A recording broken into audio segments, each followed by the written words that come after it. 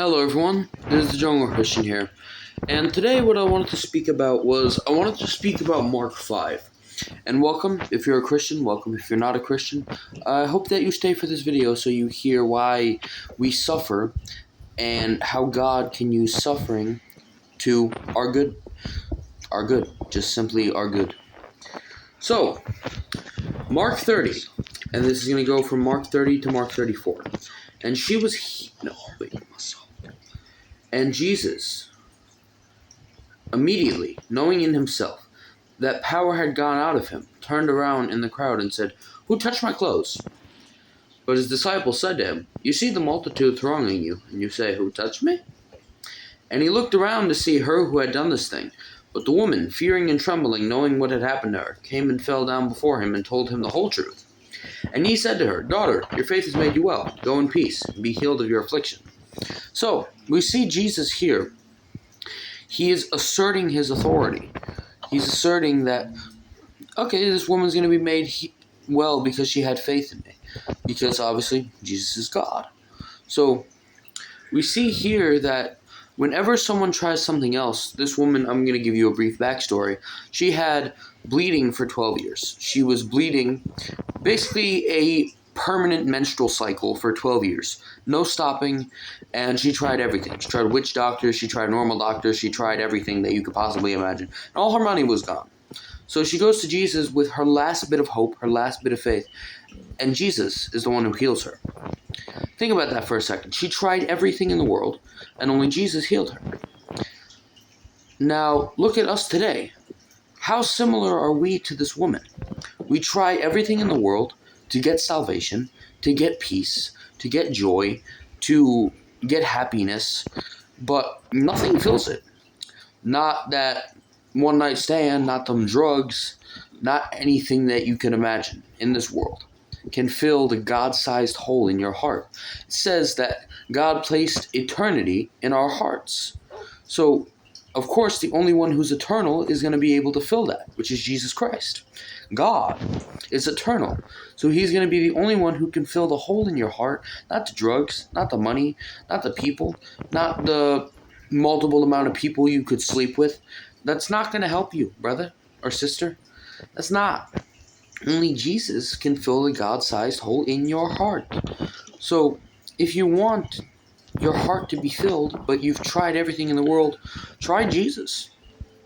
So, wanted to talk about suffering, because obviously the thumbnail, why do we suffer? Why do we suffer?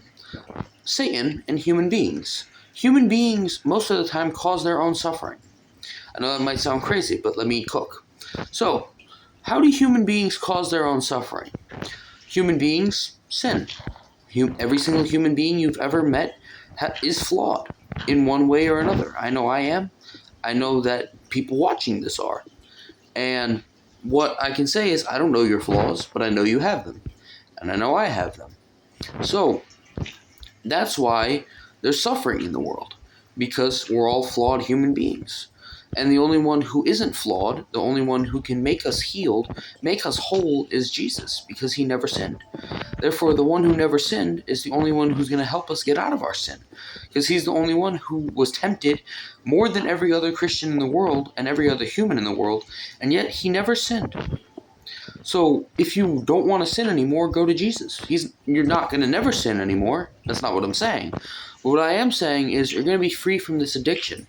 You're going to be free from whatever addiction you have. Yes, you might fall sometimes, but it says in the Bible that even if a righteous man falls 7 times, he gets back up again.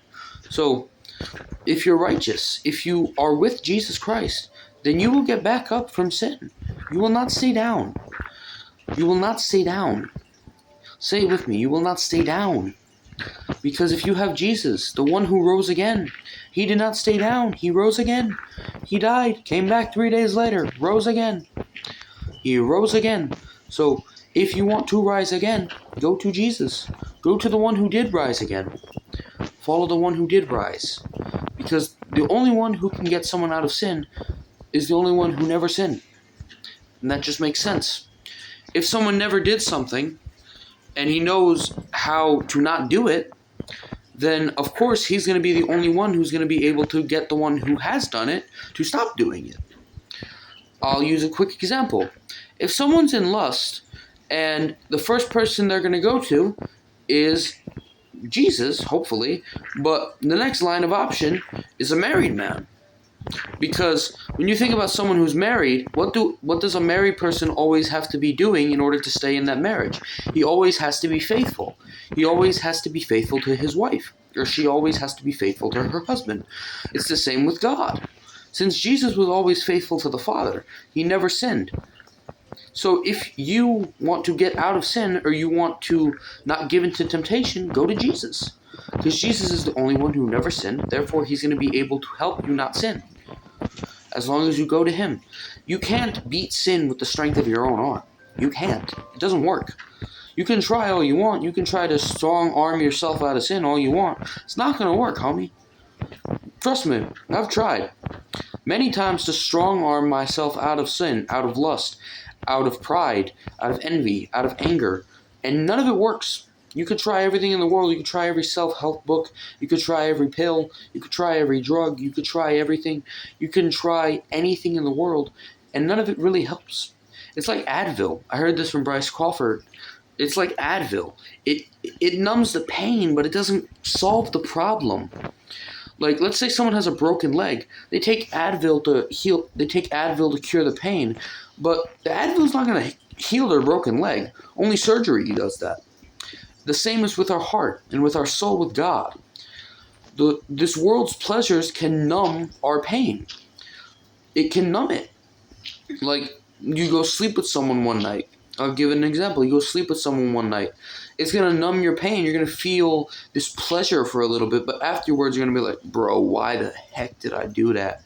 And it makes sense. Satan will be the one, go take that shot, go drink another drink. But when you're vomiting over the sink, then he's going to shame you. Look at you, you disgusting, ugh. But who's really disgusting is Satan. He's the one who tells you to take that drink. And yet he shames you when you're vomiting over the sink. And yes, that's a rhyme. When you take the sin in your life, it's like you take the poison. You agree with Satan, take the poison, and then he shames you after you take the poison. So he tries to bring you down. And then after he brings you down and you're so down again and you're so sad, he's like, yeah, go do that sin again that you just did that I'm shaming you for, so to cure your pain, to make you happy again. That's how disgusting Satan is. That's how he works. So that's why we suffer. We suffer because we are human beings who sin because of Satan. So if you don't want to suffer anymore, go to Jesus. He will heal you. He will guide you. And this is the Jungle Christian out.